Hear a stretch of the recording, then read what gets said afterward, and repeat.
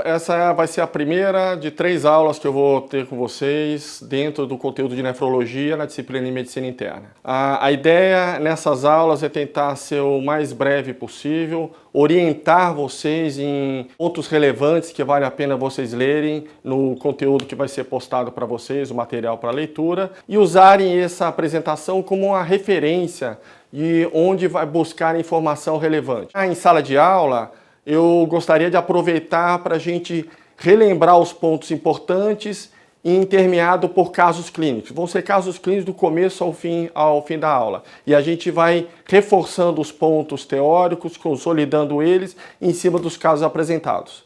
Tá legal? Vamos lá. Essa primeira aula vai ser referente a distúrbio da água. Bom, mas distúrbio da água, você vai falar de hiponatremia e hipernatremia, ou seja, alterações do sódio plasmático, isso é distúrbio da água.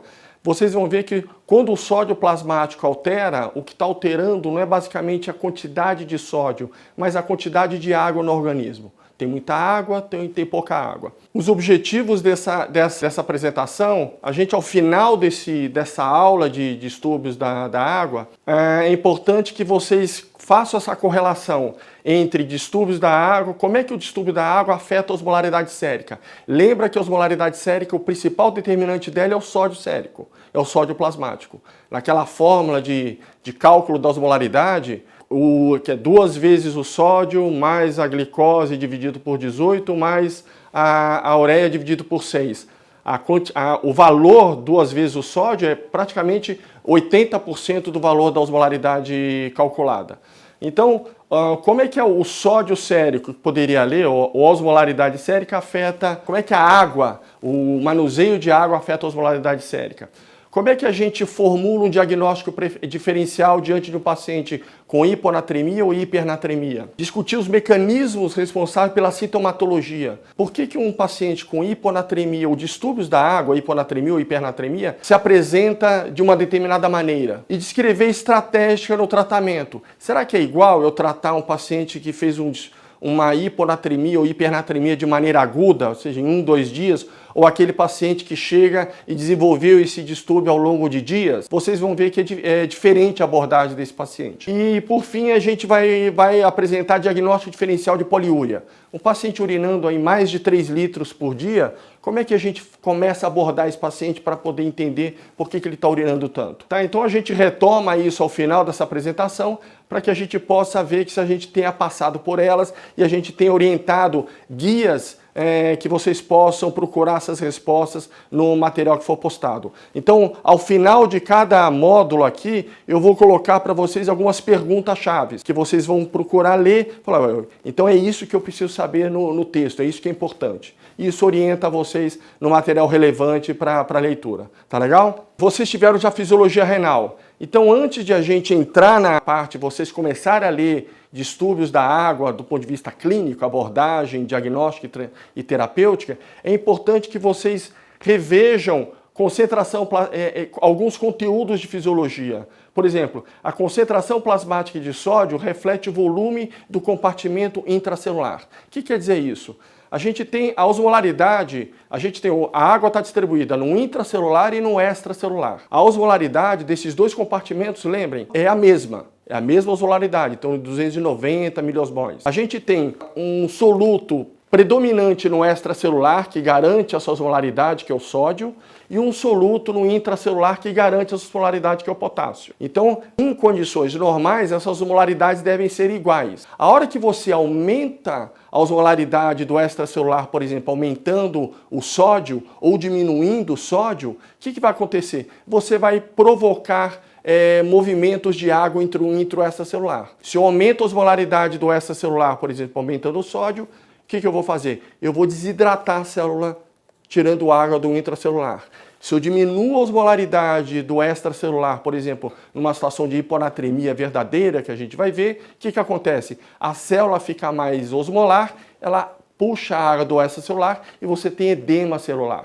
Então, na realidade, a concentração plasmática do sódio acaba determinando o volume do intracelular. Ele causa a desidratação intracelular ou edema celular. O conteúdo do sódio corporal determina o volume do compartimento extracelular. Então veja, O sódio plasmático, ele é um marcador num compartimento muito pequeno da água, tá? Então vocês lembrem que 2/3 da água corporal estão no intracelular, 1/3 está no extracelular, e desse 1/3 no extracelular, apenas 1/4 é o volume plasmático. De maneira que o sódio dentro do vaso, ele não representa o sódio corporal total, aquele que está distribuído em toda a água corporal extracelular. Ele representa aquela pequena fração da água dentro do vaso. Então não interpretem um sódio, por exemplo, abaixo do normal. O sódio normal é entre 135 e 145 mEq por litro. Não interpretem esse sódio, por exemplo, de 120, tem pouco sódio no corpo.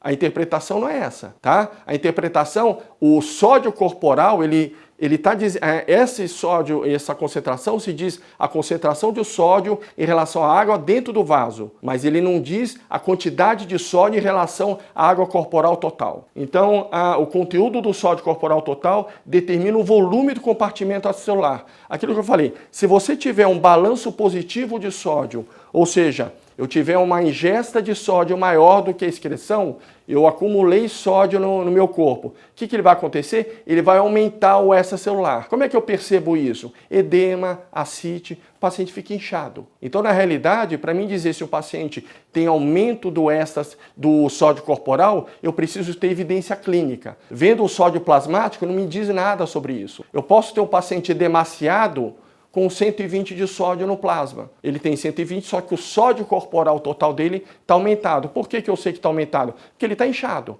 Não tem como o extracelular dele aumentar sem um balanço positivo de sódio. Regulação do volume cerebral. O principal determinante da osmolaridade, quando você tem alteração da osmolaridade, se afeta todas as células. Só que a célula do sistema nervoso central, a célula do cérebro, acaba tendo um prejuízo maior. Por quê? Porque ela está dentro de uma caixa óssea. Ou seja, essa célula não tem para onde. Se ela edemaciar, não tem para onde correr, não tem para onde crescer. Então, o controle da osmolaridade fica onde? Preferencialmente fica no sistema nervoso central, no hipotálamo.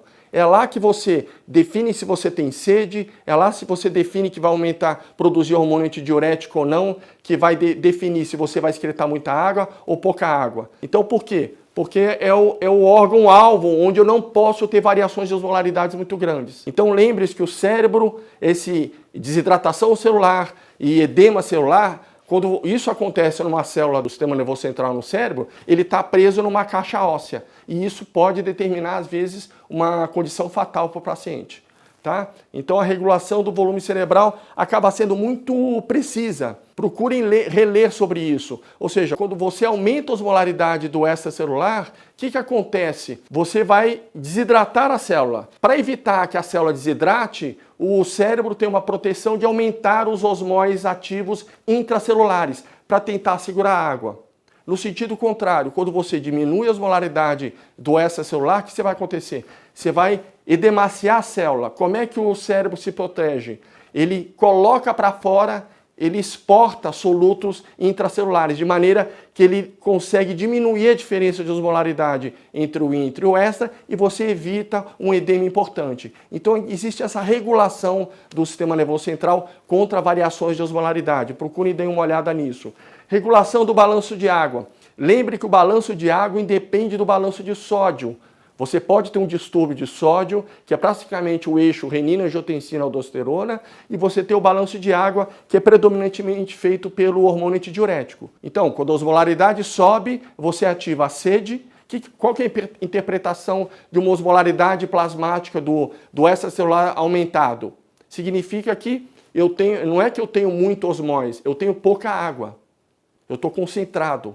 Então, o que eu tenho que fazer como defesa? Eu ativo o centro da sede, eu vou beber água, tá certo? Estimulo a produção de hormônio antidiurético, ou seja, antidiurese, eu vou segurar a água. A hora que eu bebo água, eu seguro água, eu começo a diluir o meu corpo, a osmolaridade do extracelular começa a cair. Por outro lado, se eu tenho a osmolaridade diminuída, o que vai acontecer?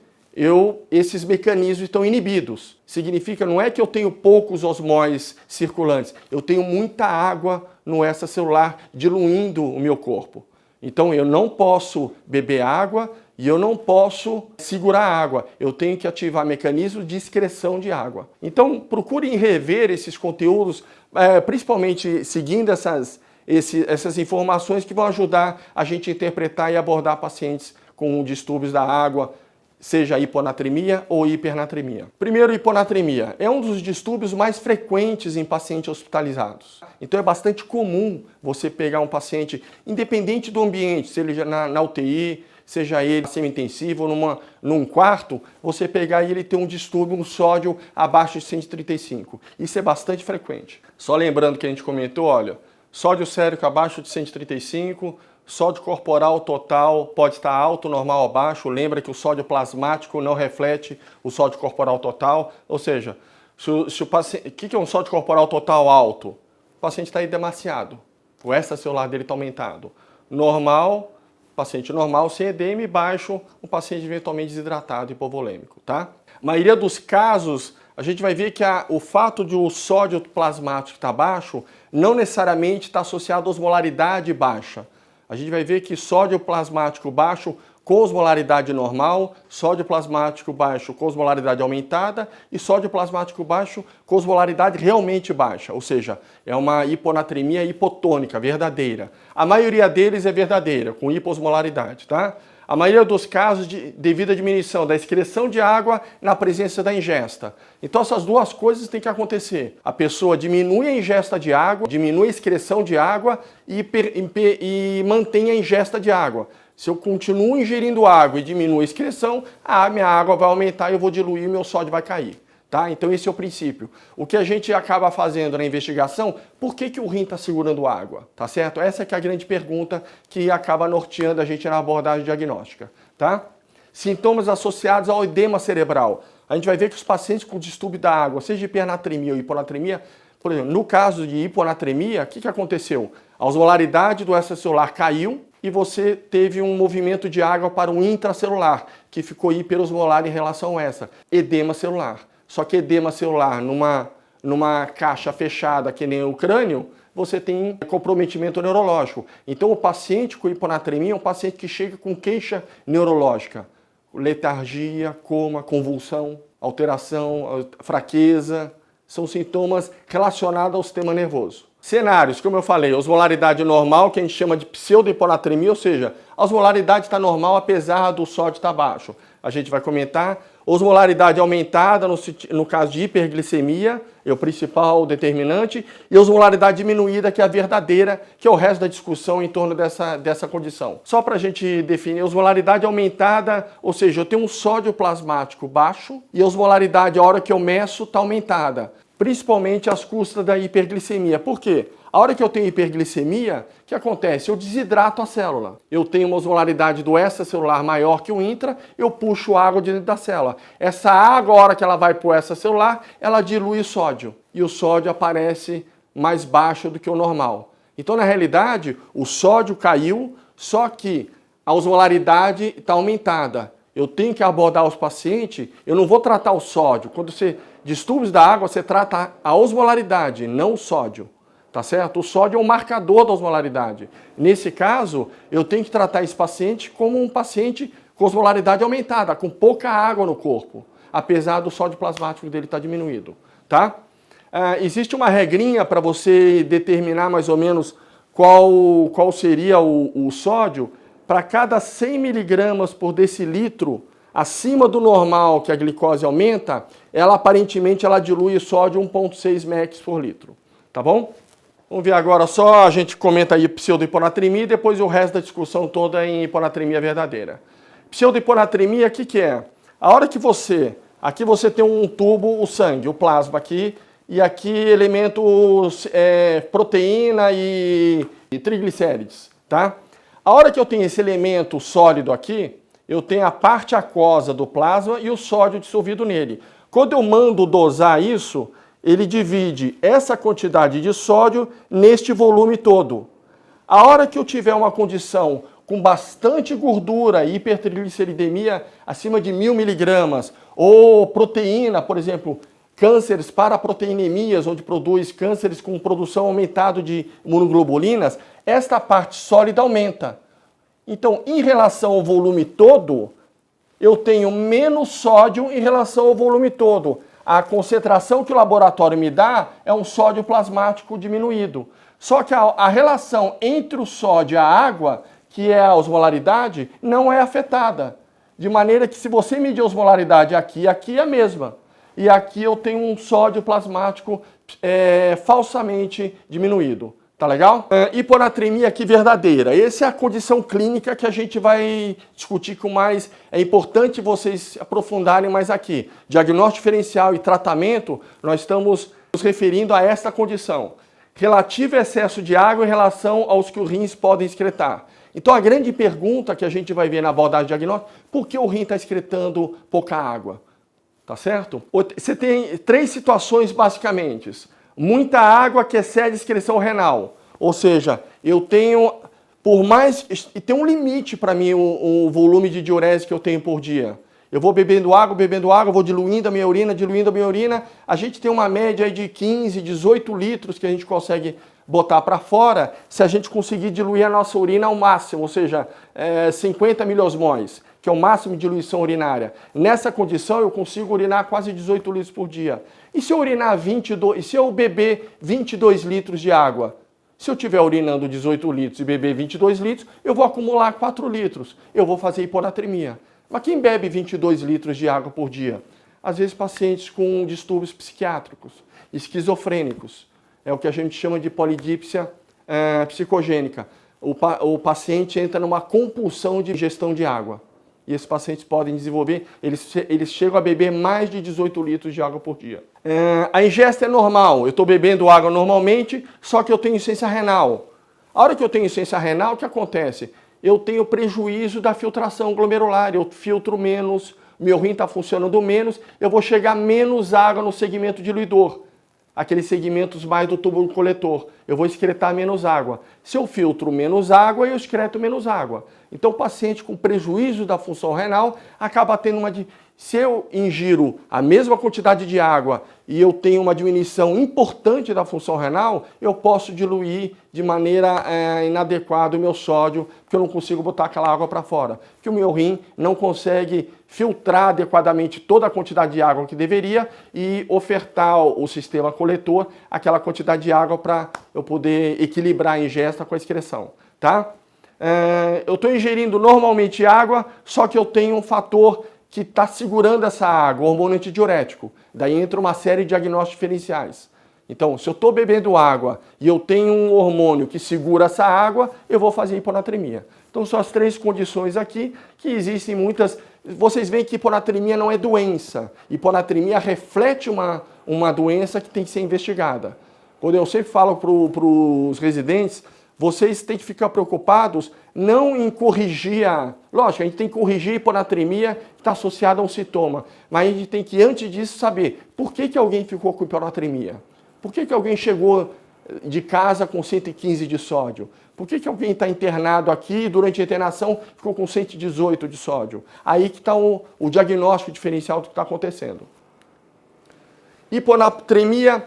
A primeira abordagem, então, quando a gente aborda o paciente com hiponatremia, é ver se a osmolaridade está ok, tá certo? É uma hiponatremia verdadeira, a osmolaridade está aumentada, ela está normal. Agora, assumimos que a osmolaridade está diminuída, ou seja, uma hiponatremia verdadeira, com baixa osmolaridade plasmática. Segunda etapa, no diagnóstico diferencial, é você abordar mecanismos que possam estar associados à diminuição da excreção de água. Então, toda situação que vai aumentar o ADH por um motivo ou outro, vai segurar a água e eu vou ter hiponatremia. Aí entra os diagnósticos diferenciais. Lembre que o estímulo do ADH pode ser feito por 2 maneiras. Ou eu tenho aumento de osmolaridade, que vai fazer com que eu tenha sede e vai fazer com que eu produza ADH para segurar a água, ou eu tenho diminuição da volemia, ou seja, uma proteção da volemia para me segurar. Junto com o sódio eu seguro água também. O sódio eu seguro pelo sistema renina-angiotensina e a água eu seguro por estímulo de ADH. É chamado estímulo não osmótico de ADH. Tá? A gente vai ver que Então, o diagnóstico diferencial basicamente é por que esse paciente está hipotônico, com osmolaridade baixa e o ADH dele está ativado? Deveria ser o contrário, deveria ter osmolaridade aumentada para produzir ADH. Eu tenho uma situação contrária. Então, a grande abordagem diagnóstica, por que esse paciente com osmolaridade baixa, o ADH dele está ativado? Tá? Existe uma situação com hiponatremia, hipotônico e hipervolêmica, principalmente pacientes com cardiopatia e hepatopatia. Por quê? Esses pacientes, vocês já viram, vão ver pacientes cardiopatas graves, normalmente eles têm edema, eles estão acima do peso deles, edema de membro, ascite. Então esses pacientes têm o aumento do extracelular deles, tá certo? Só que a volemia efetiva dele, ou seja, aquela parte da circulação arterial que estimula os receptores arteriais, está diminuída. Por exemplo, no cardiopata, porque ele tem problema de bomba. Então ele pode estar inchado, mas ele bombeia de maneira pouco eficiente o sangue. E os sensores da circulação arterial sentem esse paciente como ele estivesse até hipovolêmico desidratado. Mas esse paciente está hipervolêmico no sentido de volume extracelular. Essa diminuição da volemia efetiva é um estímulo de hormônio antidiurético. Então a gente tem hormônio antidiurético produzido por diminuição da volemia efetiva. Isso acontece por distúrbio hemodinâmico no cardiopata e no hepatopata. Normalmente esses pacientes, uma vez que eles ativam o hormônio antidiurético para segurar a água, da mesma maneira eles ativam o sistema renina-angiotensina para segurar sódio. Lembra que a volemia efetiva estando diminuída, mesmo que ele esteja inchado, o corpo sente que ele está precisando de reter volume. Ele está murcho na volemia arterial efetiva dele. Então o sódio urinário desse paciente está diminuído. Uma outra condição que o volume extracelular está aumentado é paciente com insuficiência renal. Nessa situação, o fato de o rim dele não estiver funcionando direito vai determinar que ele não está filtrando água adequadamente, da mesma maneira ele não está segurando o sal adequadamente, ele perde sódio, o sódio urinário dele é maior que, por exemplo, 20 mEq por litro, e esse paciente, por isso que ele tem uma dificuldade de excretar água e equalizar a ingesta hídrica dele. Tratamento desses pacientes. Restrição hídrica, ou seja, eu tenho que fazer balanço negativo de água. Se ele está com bastante água, eu tenho que restringir a ingesta e aumentar a excreção. Eu restringo líquido, eu falo para o paciente, você não pode beber mais de 1 litro de água por dia. E eu dou um estímulo para ele perder água, que no caso do diurético de alça. Lembre a ação do diurético de alça, que ele acaba diminuindo a capacidade de concentração urinária e acaba eliminando mais água do que aumenta o clearance de água livre desses pacientes. A gente vai ver isso em caso de discussão em sala. A próxima situação, hiponatremia hipovolêmica. Então, nesse caso, ele tem nesse caso o paciente, o sódio corporal total dele não está aumentado, tá certo? Mas ele está hipovolêmico, está desidratado. Ele pode estar, por exemplo, o estímulo do ADH é a hipovolemia, tá? Que nem no outro, só que o outro extracelular dele está aumentado. Aqui pode ser um paciente, por exemplo, com perdas extrarrenais, por exemplo, paciente com diarreia. Paciente com diarreia fica hipovolêmico, o sódio urinário dele está baixo, porque ele está tentando trabalhar e segurar esse sódio para restabelecer a volemia, tá? Ou ele pode estar perdendo o sódio e desidratando pelo rim. Perdas renais, um sódio urinário maior que 20. Existem algumas patologias que você tem defeitos tubulares que você perde sódio e você desidrata, tá? Então, independente da origem da perda, se é renal ou extrarrenal, o diferencial vai ser o sódio urinário. Ela é mediada por ADH ingesto, ou seja, esse paciente desidratou, ele ficou hipovolêmico, estimulou o hormônio antidiurético e ele continuou bebendo água. Então são pacientes, às vezes, que têm diarreia em casa, eles perdem líquido e eles continuam bebendo líquido. Por exemplo, todo o líquido que a gente bebe no mercado, em casa, é hipotônico. Então eu bebo líquido e eu tenho, pela hipovolemia, estímulo de hormônio antidiurético que segura o líquido que eu bebo. O que vai acontecer? Hiponatremia. A próxima situação é onde eu tenho hiponatremia com volemia normal. Esse paciente não está desidratado, ele não está inchado, ele está euvolêmico. Mas e aí, como é que... As outras duas situações, a diminuição da volemia me explicou a produção de ADH. Nessa situação, por que o ADH está aumentado? Por isso que a gente chama de secreção inapropriada de hormônio antidiurético. tá certo? Ou outras patologias que a gente vai ver endócrinas que possam estar associadas nessa situação. São pacientes euvolêmicos e hiposmolaridade. Nessa primeira situação aqui, por exemplo, o paciente psiquiátrico, por exemplo, esquizofrênico, aquele que eu comentei, que bebe muita água, ele não está nem hipervolêmico nem euvolêmico. Ele está com um pouquinho de água a mais que o normal, mas ele não está inchado. O que acontece? Ele consegue botar a osmolaridade urinária lá embaixo, ele consegue urinar 18 litros por dia, só que ele está bebendo 22. E o sódio urinário, por ele estar uma urina praticamente uma quantidade muito grande de urina, ele dilui esse sódio e fica pequenininho. Então esse sódio urinário normalmente é baixinho. Tá? Não é que ele está segurando o sódio, ele está diluindo o sódio que tem na urina. Então esse seria um diagnóstico diferencial de polidipsia psicogênica, mas a história é clara desses pacientes.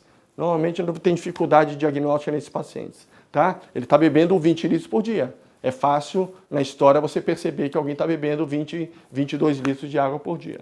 Se houver a dúvida ou a negação na história, alguns marcadores urinários e osmolaridade podem dar pista para vocês associado a um antecedente psiquiátrico desse paciente. No caso desse paciente ter um sódio urinário maior que 20, significa eu não estou segurando o sódio, eu não tenho hipovolemia, minha volemia está normal, eu estou excretando o sódio que eu como, balanço zerado de sódio. E a osmolaridade urinária é maior que a plasmática, ou seja, a hora que eu aumento a osmolaridade acima que a plasmática, só tem um jeito de fazer isso. Eu tenho que ter hormônio antidiurético funcionando.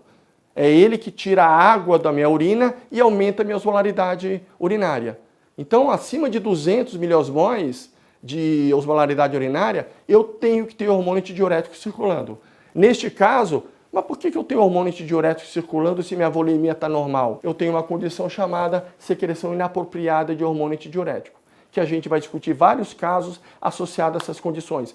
Cânceres, infecções, algumas drogas que estimulam a produção de hormônio antidiurético, tumores, sistema nervoso, câncer de pulmão, todos esses associados à produção ectópica de hormônio antidiurético. E tem duas situações endócrinas, hipotiroidismo, ninguém sabe muito bem por que o hipotiroidismo está associado à produção de ADH, mas de alguma maneira deve aumentar a sensibilidade do ADH no túbulo. Tá? Mas o hipotiroidismo associado à hiponatremia é só hipotiroidismo em fase bastante avançada, ou seja, uma condição não é subclínico.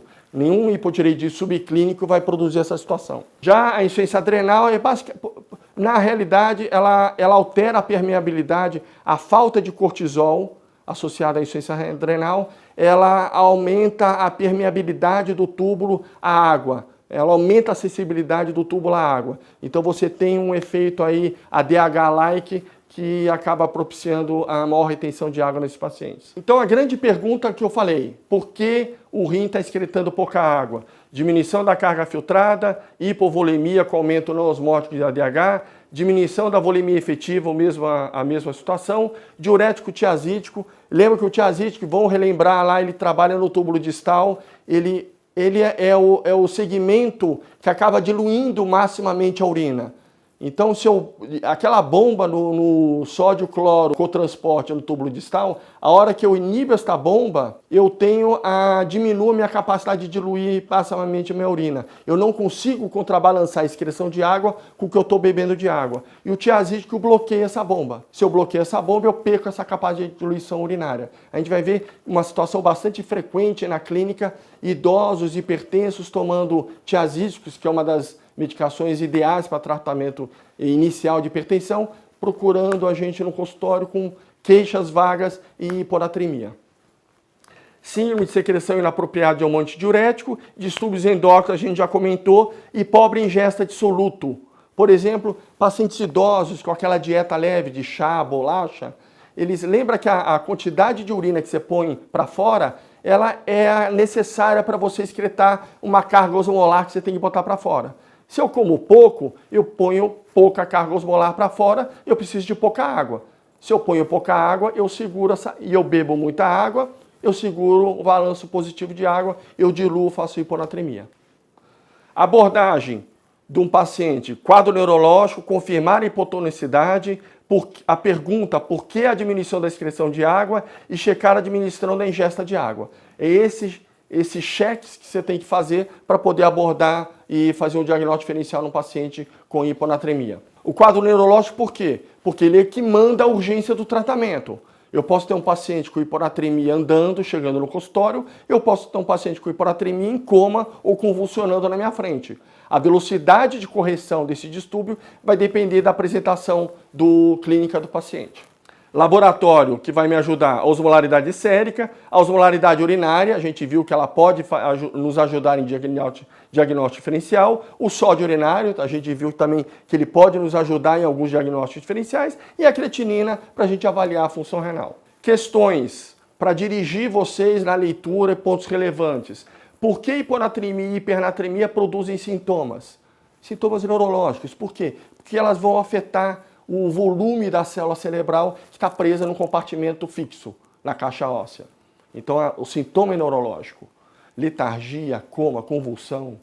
Como o cérebro responde a mudanças na osmolaridade? Ele se defende botando osmose para dentro da célula para evitar que a célula desidrate e tirando osmose dentro da célula para evitar que a célula entre em edema. Qual a principal preocupação no tratamento de pacientes com hiponatremia? É você saber se essa hiponatremia, se o paciente, primeiro, se ela desenvolveu rapidamente, se esse paciente tem um quadro neurológico, está convulsionando na tua frente, está em coma, significa que esse cérebro está edemaciado. Se esse paciente ficar sem tratamento, ele entra em morte cerebral, em horas. Hiponatremia aumenta a mortalidade geral do paciente? Aumenta. A hiponatremia, independente do valor, está associado ao aumento de mortalidade, dependendo da condição que esse paciente está internado.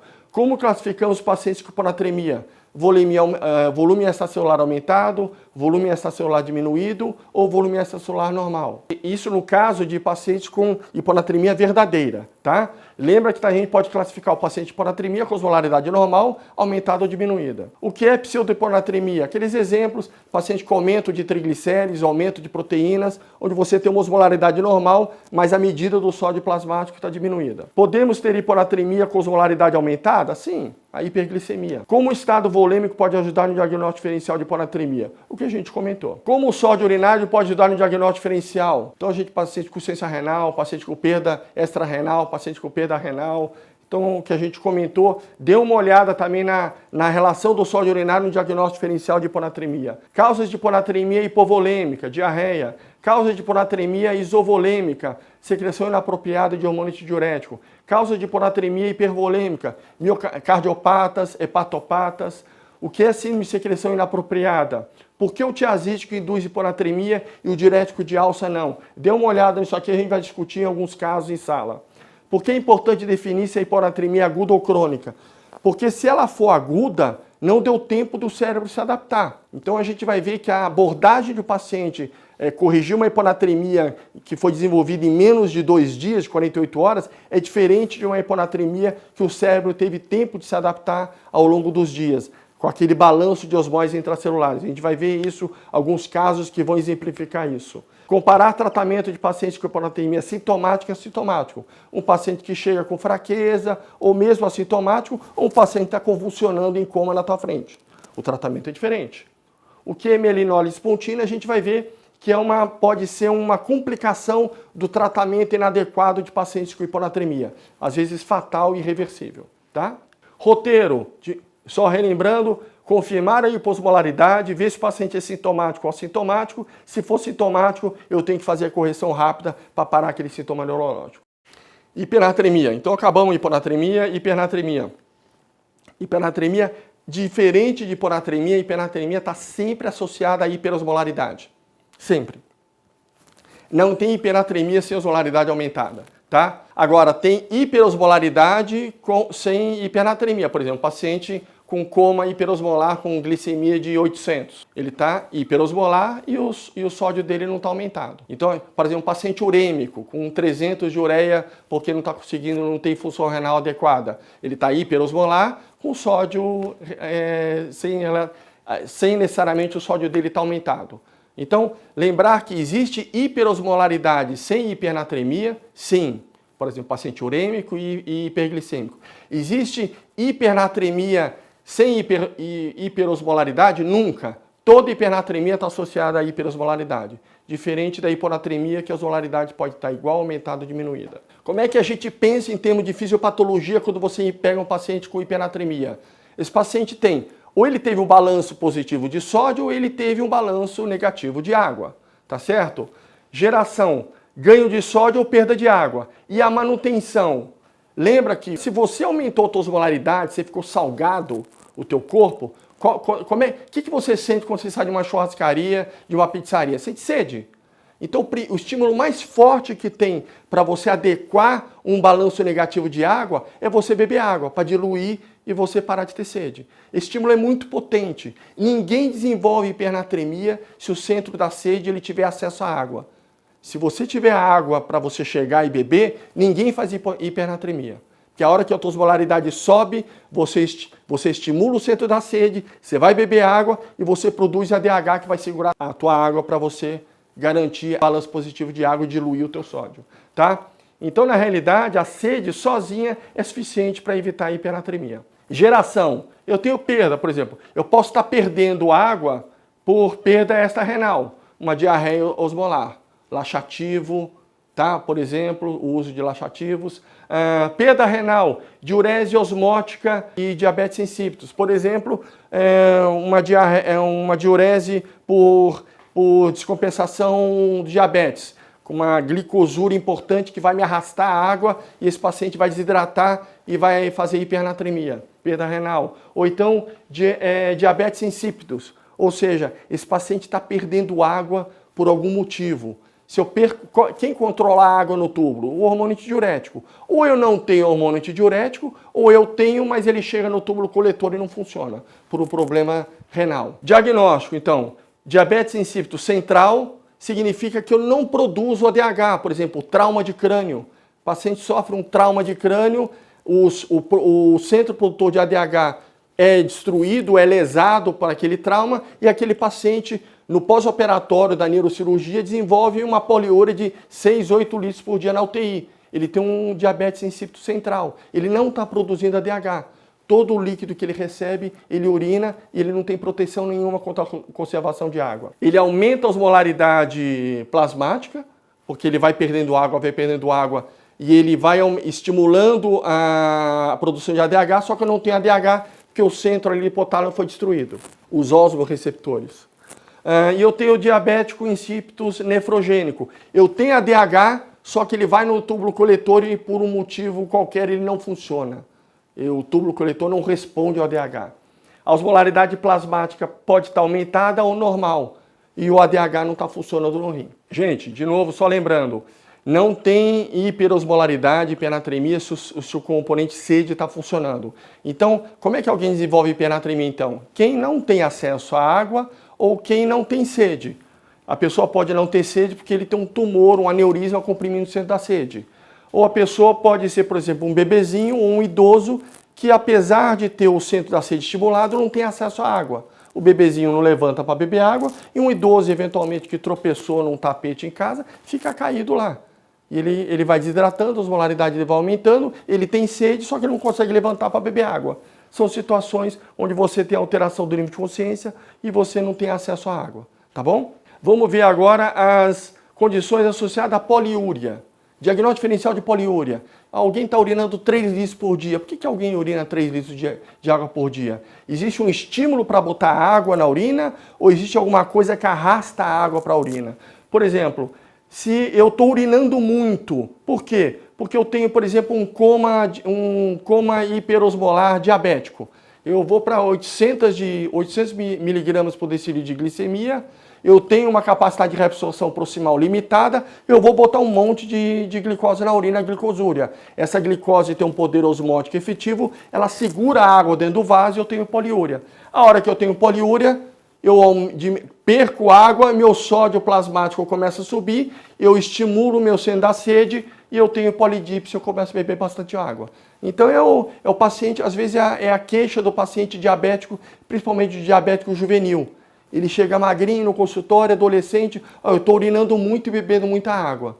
Então ele urina muita água, ele aumenta a osmolaridade, ele estimula a sede e bebe bastante água. O segundo caso é ao contrário. Ele tem muita urina porque ele tem muita sede. Ou seja, é o paciente psiquiátrico. Ele tem uma compulsão de beber água. Ele toma 22 litros de água. Por isso que ele urina 20 litros. Então são os dois casos de polidípsia. A pessoa tem bastante sede. E os dois casos aqui, no caso, a poliúria é um processo primário, ou seja, eu não seguro água. Por que eu não seguro água? Quem segura água? Hormônio antidiurético. Eu não seguro por quê? Ou porque eu não tenho, é o diabetes insípido central, ou porque ele não age no meu rim, é o diabetes insípido nefrogênico. Então são esses os principais diagnósticos diferenciais para a gente abordar um paciente poliúria. A gente vai ter casos que a gente vai poder retomar isso em sala. Tá legal? Vejo vocês em sala.